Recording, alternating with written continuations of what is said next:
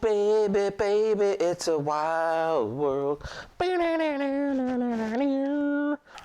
Hey guys, welcome back. My name is Don, and this is Adventures This Way.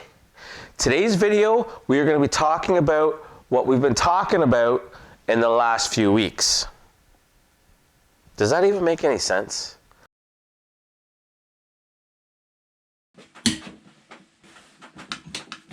All right, the meat and potatoes of this video is talking about what ATV am I going to get next. I said in the last video that I've decided that I'm getting a brand new ATV. So I wrote down my top 5, I think, things of what I want in a new ATV. Got her upside down. Okay, bear with me here a second. Number 1 is a sealed CVT system from the factory.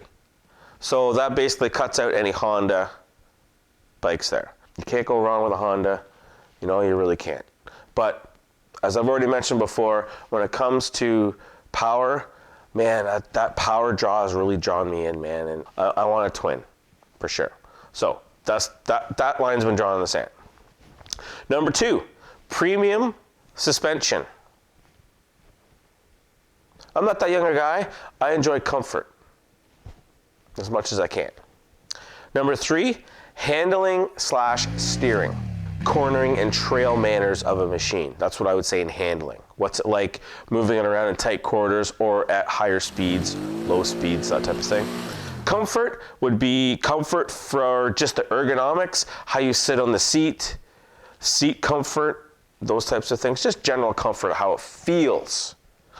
And number 5 would be color and appearance. Even though that is, sometimes appearance is important, it's really further down the list.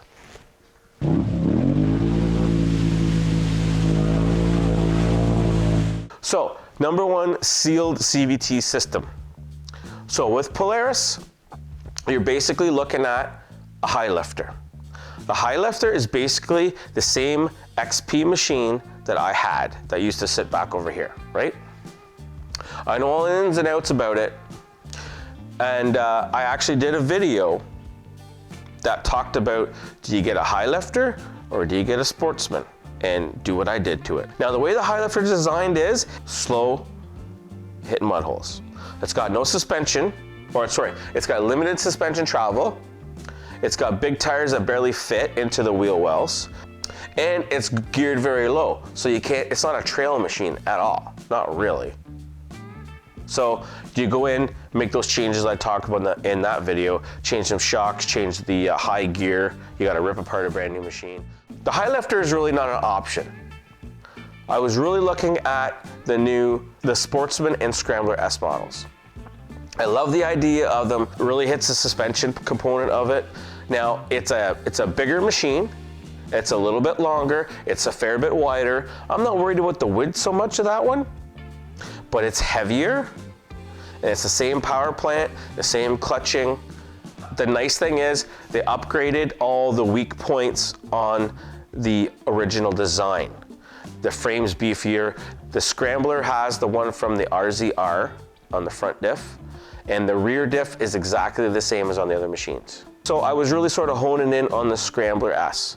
I like the idea of it. Trevor from North Country Boys, he's got one, he's really enjoying it. Now I know he's turning it into a mud bike, but I'm telling you that Scrambler S model, what it's really best designed for is hitting the track, riding wide open places where you can really hammer it, pin it, launch it off jumps. The most disappointing thing with that is the CVT out, it's a little tube that just sticks out the side and it gets mud and stuff all splashed in it.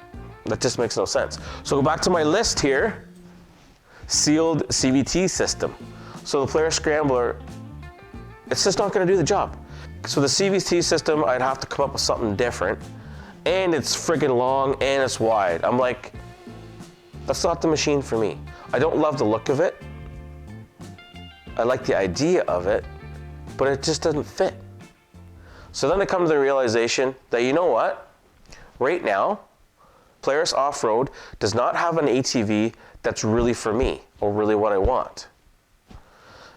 And it was like, wow, you know, That's really where I'm at. There was one night I could barely sleep. I woke up at like 4:30 in the morning because I was so stressed trying to figure out what I was gonna do. Like, I got this sponsorship set up with this company. Now, mind you, it's not like a great big, it's no contract where I'm getting paid all kinds of money and I'm gonna do this and they're gonna do that. It was just something to get started about, and I'm all about building relationships. And that's what it was all about. And the whole point was to have support from them, and they've been very supportive. But I just, finally came to that realization that the Polaris ATV wasn't for me. Basically, when it comes down to having a twin, you're looking at Polaris or you're looking at Can-Am. So I'm gonna tell you right now, I'm not getting a Polaris, I'm getting a Can-Am. And I'm gonna tell you why.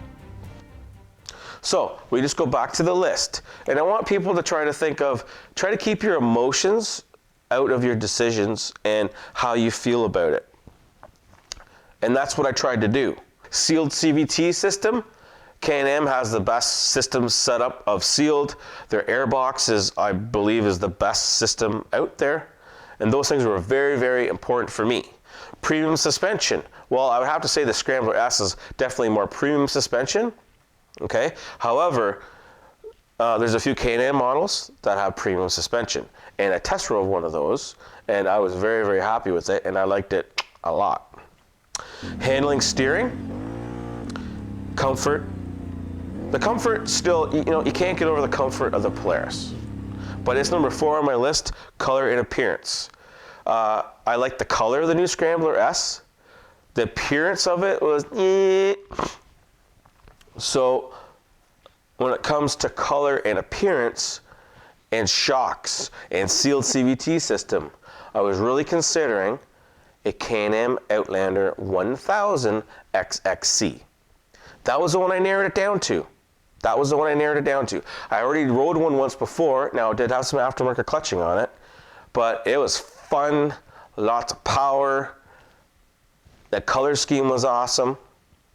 And I made that decision. That's the one I was thinking I wanted to get. With that XXC, there's some things that it comes with, but there's some things that it doesn't come with. It doesn't come with the winch. No big deal, we can get a winch. There's people that have them and add winches to them all the time. The way the bumper is, you gotta cut it out and make room, and it fits quite fine. And then you've got to add some snorkel extensions just to bring things up a little bit further so you don't have to worry about it. So there's some things to do with it there. So, everyone knows that's been following my channel, my buddy Richard from Untitled ATV. He works at a Can-Am dealership in the Kingston area, which is right near where I live. And of course, naturally, I'm going to go and talk to him about it. Now, of course, obviously, he's been throwing me things for the last month or so, just throwing little tidbits out there.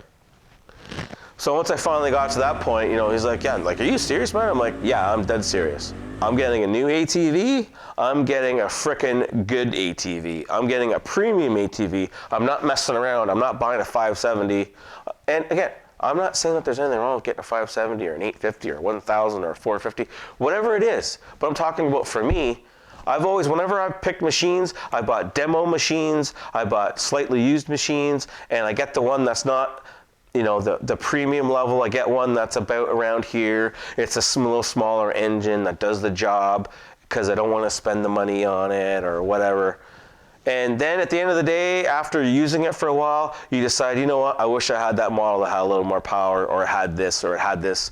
Just like buying a car or a truck. Oh, I wish I got the one that had this model, that had this features in it. I said, I've been down this road way too many times. I'm not friggin' doing that with this ATV.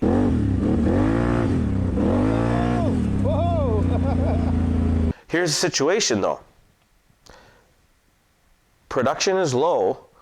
There wasn't any available in Ontario. There was one available in New Brunswick, about a day's drive away. But with the current situation, you can't travel. Could look at getting it shipped. So there's some more money I'd have to pay towards shipping it. And then when you start adding it all up, the cost goes up and up and up and up and up and up. The other option, instead of getting that machine, was to order one, but the orders wouldn't even go in until the end of February, and it would probably get here in May. that's just not gonna do it for me. I mean, I can wait a few months like I'm doing right now, but that's too long. So then I'm thinking to myself, and Richard's like, yeah, man, like, is that really the machine that you want though? And then I said to Richard, I said, hey, didn't you say that you guys had a new Renegade 1000 with the 4-lock coming? He said, yes, we do. And I said, you know what? That's the machine I want. So that's what I'm ordering. Sorry, I've already ordered it. I mean, I haven't ordered it. It's been ordered and it's got my name on it. I put a deposit on it, so it's mine. That's where we're going. Sorry, Darwin. I know that you're talking about an XXC Outlander. There isn't really anybody that has a YouTube channel that has one. And you know what? That would have been cool, but just didn't make it happen. But what you get with the XMR is I get the diff lock. The new Visco 4-lock, I really want to try that out. I think it's a really big step forward with the Can-Am's 4-wheel drive system. Now, the Polaris 4-wheel drive system works the best. It is the best working. But seeing that video when it came out from Ostercruiser and the guy, what's his name, Dustin from S3, when that came out in October, I remember watching that and going, this is very interesting. But then I kind of forgot about it. I kind of forgot about it actually. But I knew it hit a nerve with me, like, Can-Am and BRP, which is the parent company, which also makes Ski-Doo snowmobiles, they are very progressive. They're always making changes. And they've finally done it. And I'm excited to be a part of that. The one drawback was the color. I'm not a real big fan of the color. Red, black, silver, gray, that was really where I wanted. The XXC was important. But again, in my list, color and appearance was at the bottom of my list. So just forget about it. Don't worry about it. You can change colors if you want. It's the machine that fit the criteria the most. The new Can-Am beadlock stock rims in black look freaking killer, man. You just get a rack and away you go. Like, there's a few things I'm gonna do to customize it to make it kind of my own. But, you know, you can do some performance stuff, but I'm not worried about that right now. I'm just gonna have to get used to the 1000 itself. I don't wanna go crazy. I just wanna freaking ride the thing. I wanna ride some mud, I wanna rip some trails, and I'm gonna ride some skeg. I'm gonna have fun doing that with good people. That's what I'm all about. I'm all about getting out there and enjoying the ride. Thanks for sticking around for this video. And don't forget to check out one of these other ones right here, and I'll see you in the next one. Bow, chicka, wow, wow.